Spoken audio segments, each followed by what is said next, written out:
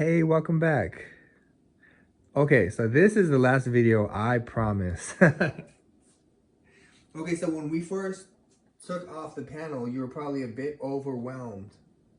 But after listening to me ramble for the last couple of minutes, by now you should be very familiar with every component of the system and probably realize there's not much to a stove. I would like to add every 1 year, every 3 years, when something goes wrong with your stove, you're gonna take apart the panel and the components. So I would say take the extra step, go the extra mile, take a little pride in your work, and clean out everything. Degrease it. I mean, remove the oil, the crumbs, the stains if you can. Spray on some Easy Off. Wait a couple minutes, wipe it off.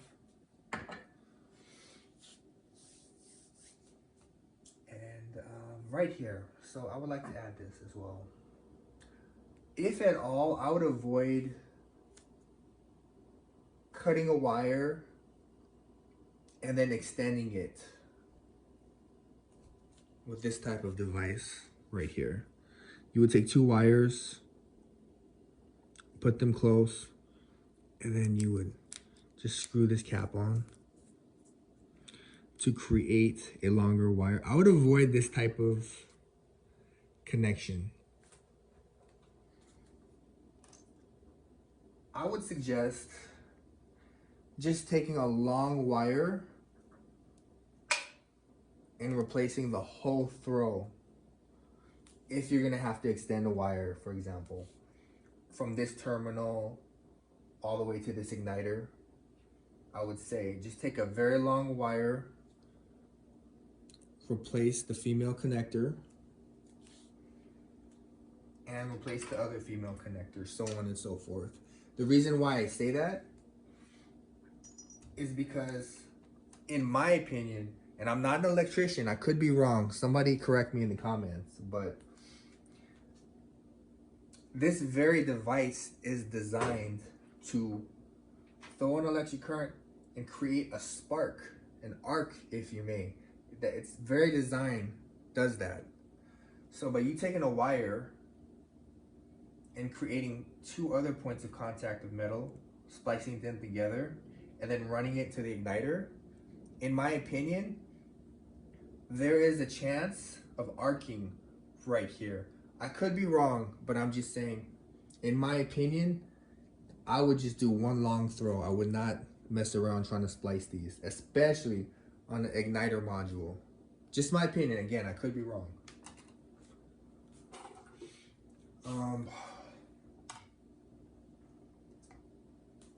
Basically, most of you already know this. To replace the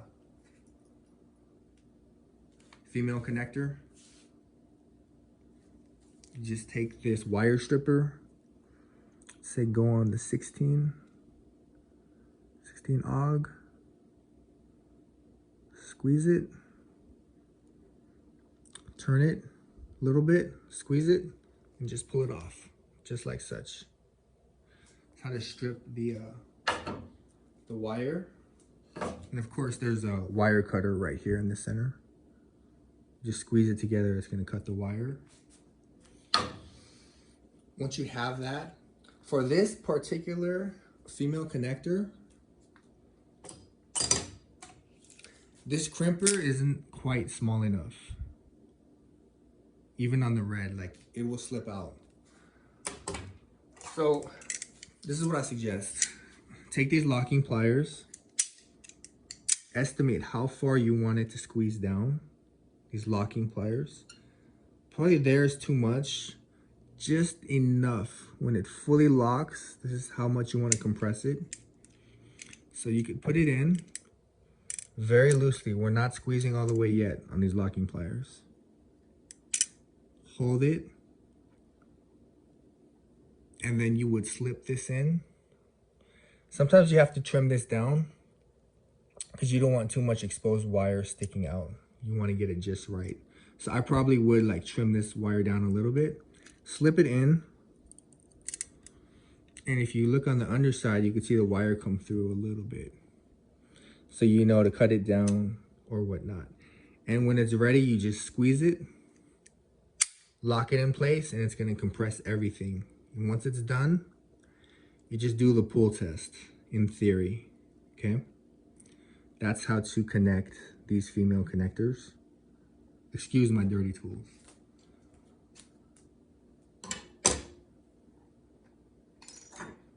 Other than that, a hard thing that you will encounter is on these igniter screws.